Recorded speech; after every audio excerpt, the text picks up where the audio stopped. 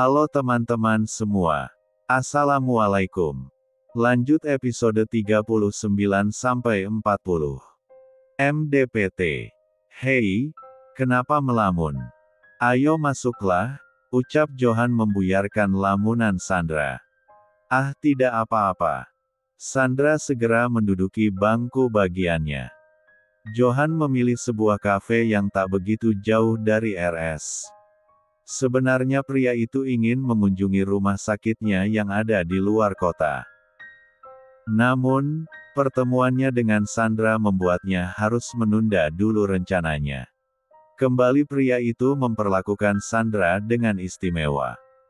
Ia menarik sebuah kursi untuk diduduki oleh teman seperjuangannya, yaitu sama-sama dari sebuah yayasan, dan sama-sama pula mendapatkan beasiswa di sebuah universitas.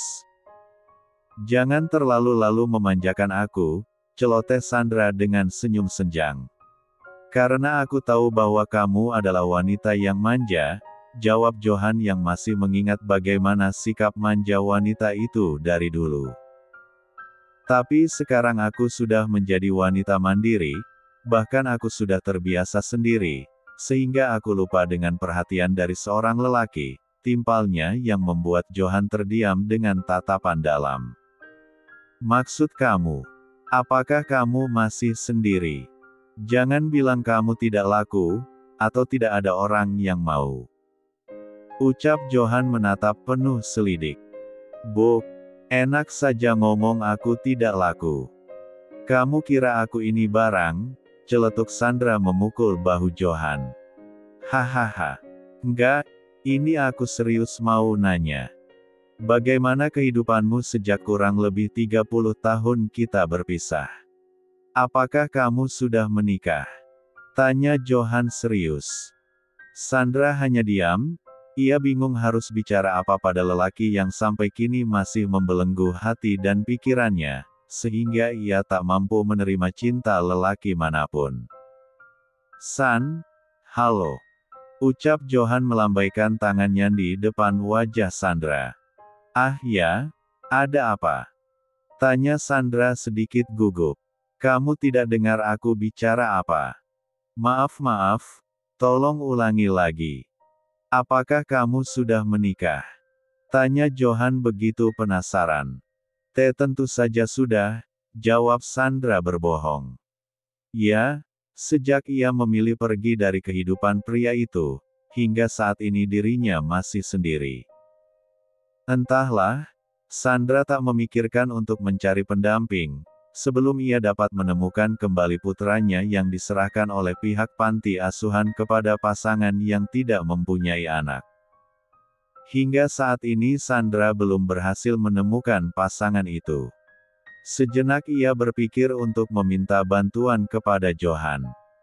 Tapi, bagaimana jika Johan tahu yang sebenarnya? Kamu sudah memiliki berapa orang anak?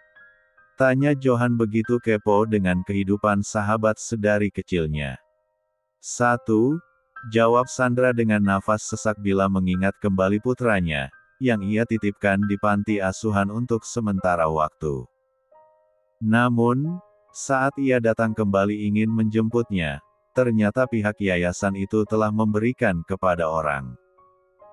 Dan Sandra mencoba mencari alamatnya, tetapi mereka telah meninggalkan kota itu. Sandra benar-benar buntu informasi tentang anaknya, tetapi ia tak ingin menyerah begitu saja, hingga saat ini ia masih berusaha untuk mencari. San, apakah kamu bahagia? Tanya Johan. Kenapa emangnya? Jika aku tidak bahagia apakah kamu mau membahagiakan aku? Kelakar Sandra yang membuat Johan terdiam. Hahaha. Nggak usah serius amat wajahnya. Aku bercanda tahu, ucap Sandra sembari menimpuk lelaki itu dengan tisu yang ada di atas meja mereka. Ah, aku kira kamu serius. Ya enggak lah. Mana mungkin aku mau merusak hubungan kamu dan Ratih. Oh ya, Ratih dan anak-anakmu apa kabarnya? Kedua putriku sudah menikah, mereka tinggal di luar negeri ikut suaminya masing-masing. Dan Rati, sekarang sedang menjalani pengobatan di Singapura ditemani oleh putri sulung kami, jelas Johan dengan wajah sendu. Rati dalam pengobatan. Dia sakit apa? Tanya Sandra sangat terkejut. Keempat engker R4 HIM, setahun belakangan baru terdeteksi penyakitnya. Kamu kan tahu bahwa Rati sedari dulu paling malas berurusan dengan medis, jika tak terlalu mengkhawatirkan sakitnya, jelas Johan kembali. Semoga cepat sembuh kembali ya. Kamu harus selalu memberinya semangat, ucap Sandra ikut prihatin atas penyakit yang menimpa istri sahabatnya itu. Amin, terima kasih ya. Sama-sama. Sandra menyesap minumannya. Sebenarnya ia ingin minta tolong pada Johan, tetapi, sepertinya lelaki itu banyak pikiran, karena istrinya sedang dirawat di luar negeri, maka ia mengurungkan niatnya. Sandra tak ingin menambah masalah dalam hidup Johan sehingga mengabaikan istrinya yang sedang sakit keras. Jo, sepertinya obrolan kita cukup sampai di sini dulu ya. Aku harus kembali bertugas karena pasienku hari ini begitu banyak, jelas Sandra ingin mengakhiri obrolan mereka. Baiklah, tapi kita masih bisa ngobrol lagi, kan? Dan kamu masih berhutang penjelasan padaku, sahut Johan yang membuat Sandra mengerutkan keningnya. Hutang penjelasan? Tanyanya tak paham. Ya, sedari tadi kamu tidak menjawab apa alasan kamu tiba-tiba menghilang tanpa kabar saat itu. Padahal aku mencoba mencari keberadaan kamu. Dan aku mendatangi universitas kamu yang di London, tetapi pihak kampus bilang kamu telah pindah, dan meminta diprivasi alamat kampus kamu yang baru, ujar Johan yang membuat Sandra kembali terdiam mendengar penjelasan lelaki itu. Sandra tak menyangka bahwa Johan akan mencarinya. Dan sekarang ia sedang bingung harus menjawab apa. Apa yang akan ia katakan? Sandra, kenapa kamu selalu diam saat aku menanyakan hal itu? Ayo katakan padaku, San. Desak Johan. Ah, aku sudah terlambat. Aku akan pergi sekarang, ucap Sandra sembari berdiri ingin beranjak. Namun, langkahnya terhenti saat Johan menarik tangannya. Tunggu dulu, Sandra. Kamu harus menjelaskan semuanya. Ucap Johan dengan tegas. Jo, aku akan menceritakannya nanti. Karena jam praktek aku sudah dimulai, sahut Sandra mencoba menjelaskan. Gantikan dengan dokter yang lain, atau dokter Hendra, balas Johan tak ingin dibantah. Jo, mana bisa begitu? Aku tidak ingin mendapat masalah dari atasanku. Aku tidak ingin dikatakan dokter yang tak bertanggung jawab, cicit Sandra masih mencari alasan untuk lepas dari pertanyaan lelaki itu. Rasanya ia belum mampu untuk mengatakan yang sebenarnya. Apalagi sekarang ini Rati sedang membutuhkan perhatian dari Johan. Duduk. Titah Johan pada Sandra dengan tatapan mengunci dan tak bisa dibantah. Tapi, Jo, duduk. Biarkan aku yang mengurus surat perizinanmu, jawab Johan dengan tegas yang membuat Sandra tak mampu berkutik. Johan mengeluarkan ponselnya dari saku celana, lalu menghubungi salah seorang yang tentu saja Sandra mengenali nama orang yang dipanggil oleh Johan. Iqbal, tolong gantikan jadwal dokter Sandra dengan dokter yang lainnya untuk hari ini, ucap Johan. Baik, Pak. Jawab direktur RS itu. Jo, kamu? Tanya Sandra tampak bingung. Ya, akulah pemilik RS itu. Sekarang kamu tahu sedang bicara dengan siapa. Kamu tidak perlu khawatir jika aku yang memintamu untuk tetap duduk di sini, jelas pria itu yang membuat Sandra tak bisa berkutik. Sandra tak bisa mengelak lagi. Apakah ia harus jujur saja dengan segalanya? Tapi, bagaimana jika Johan murka padanya? Entahlah, ia juga mempunyai alasan tersendiri. Episode 40. Sandra masih diam tak mengeluarkan sepatah kata pun. Ia bingung harus memulai dari mana. Tiba-tiba D4-nya terasa sesak dan netranya memanas. Ada cairan kristal menetes di kedua pipinya. Hei, kenapa kamu menangis? Apa sebenarnya yang terjadi? Apakah semuanya ada kaitannya dengan kejadian malam itu? Tanya Johan yang telah menduga sebelumnya. Jo, aku bingung harus memulainya dari mana, ucap Sandra dengan suara tercekat. San, ayo ceritakan padaku. Agar aku bisa membantu masalahmu, jawab Johan serius. Apakah kamu sudah siap mendengarkan semuanya? Aku hanya tidak ingin memberimu masalah dan merusak kebahagiaanmu, lirih Sandra. San, apakah kamu tidak percaya denganku? Bukankah dulu kita sudah pernah berjanji, untuk saling membantu apapun masalah yang sedang kita hadapi, dan tapi kenapa kamu harus pergi, kenapa kamu tak ingin membagi masalahmu padaku? Tapi masalah ini adalah masalah kita berdua, balas Sandra yang membuat Johan membatu. Apa maksud kamu? Kejadian malam itu membuatku H4 mil. Dek, kamu H4 mil? Tanya Johan begitu gugup dan jantungnya berdegup tak beraturan. Ya, aku hamil Jo. Johan meraup wajahnya penuh frustasi. Kenapa kamu harus pergi Sandra? Kenapa kamu tak mengatakan padaku? Apa yang ada dalam benakmu? Ungkap Johan menyorot tajam. Aku tidak ingin merusak kebahagiaanmu dan Ratih. Malam itu aku sengaja menghubungimu untuk membicarakan tentang keempat milanku. Namun, kamu datang membawa Ratih dan mengatakan rencana pernikahan kalian. Aku mengurungkan niatku untuk mengatakan yang sebenarnya. Aku memilih menepi dari kehidupanmu, jelas Sandra dengan air mata yang masih setia menetes. Astagfirullah. Sandra, kenapa kamu lakukan hal itu? Seandainya aku tahu tentang keempat milanmu, maka aku tidak akan mungkin melepaskan tanggung jawabku walau apapun yang akan terjadi. Aku benar-benar menyesali kejadian malam itu.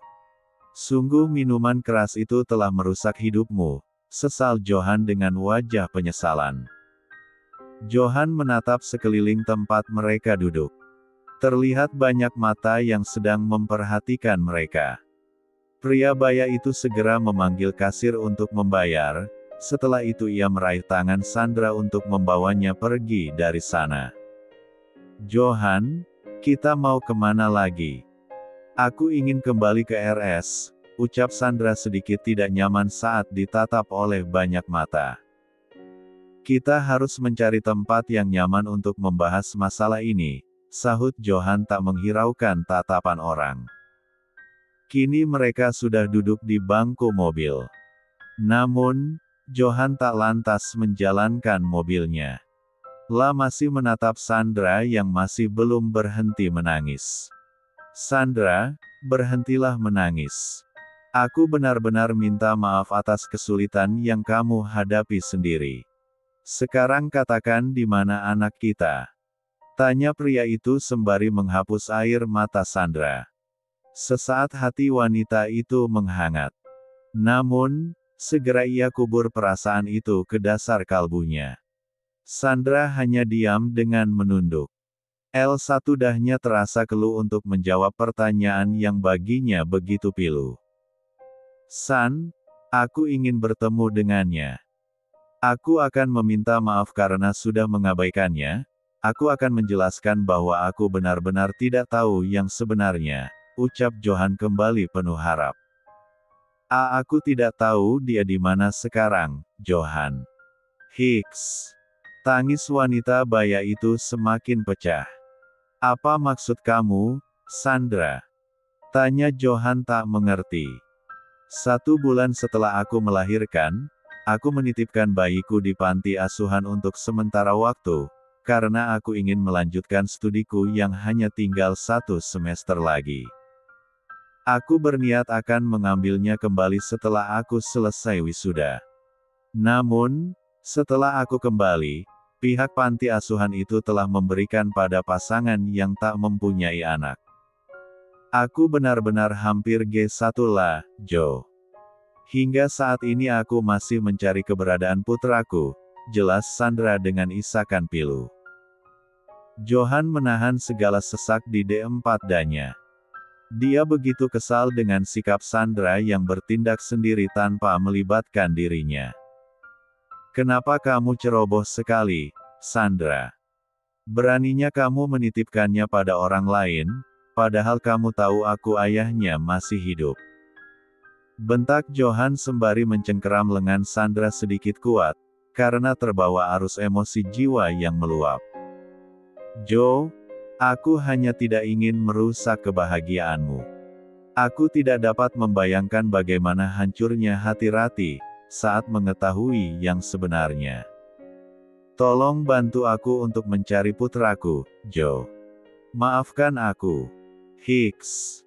Johan melepaskan cengkeraman tangannya, ia menghela nafas dalam sembari beristighfar dalam hati. Tak seharusnya ia meluapkan kekesalannya pada Sandra. Ia tahu Sandra sudah berkorban demi membiarkan dirinya dan Rati bahagia. Siapa orang yang telah mengadopsi anak kita? Tanya Johan dengan nada datar. Dari keterangan pihak panti asuhan itu, mereka pengusaha sukses. Suaminya bernama Bimo Handoyo. Aku sudah mencari alamat rumah mereka yang masih satu kota dengan panti asuhan itu. Namun, rumah itu telah dijual. Mereka telah pindah. Dan tak ada yang tahu mereka pindah kemana, jelas Sandra. Bimo Handoyo. Tanya Johan memastikan. Ya, apakah kamu mengenali pasangan itu? Tanya Sandra tampak berharap. Sesaat Johan berpikir, apakah Bimo yang dimaksud adalah ayahnya Dr. Hanan, yang tak lain perusahaan farmasi juga bekerja sama dengan rumah sakitnya. Dan Johan juga mengingat cerita Hendra yang mengatakan bahwa Hanan sedang ada masalah dengan kedua orang tuanya. Tapi, Hendra tidak menjelaskan masalahnya apa, karena pria itu menjaga kode etik. Hendra berpikir biarkan Hanan sendiri yang menjelaskan pada atasan mereka, karena itu menyangkut urusan pribadinya.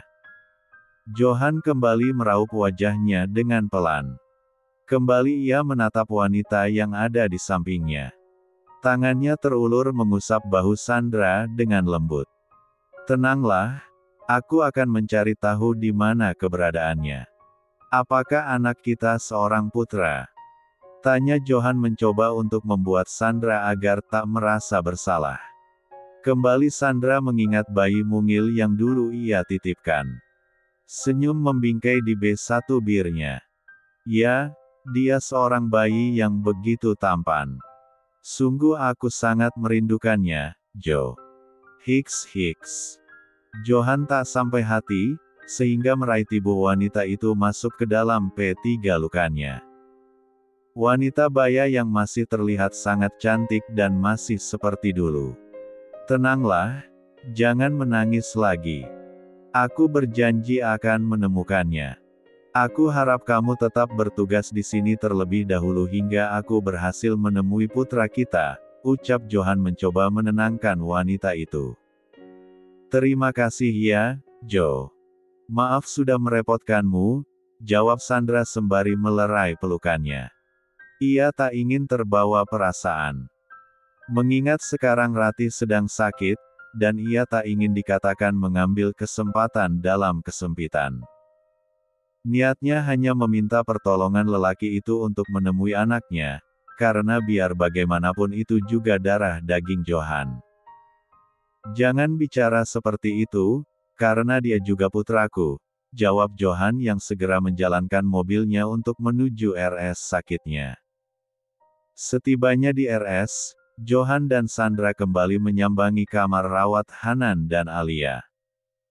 Entah kenapa sejak mendengar penjelasan Sandra, Johan merasa hatinya semakin tertarik oleh dokter muda yang selama ini memang teristimewakan daripada dokter-dokternya yang lain. San, menurut kamu dokter Hanan itu orangnya seperti apa? Tanya Johan di sela langkah mereka menuju Eve. Dia anak baik, sangat sopan, dan begitu menyayangi istrinya. Aku baru tahu bahwa istrinya baru sembuh dari G4 Guan J1wa.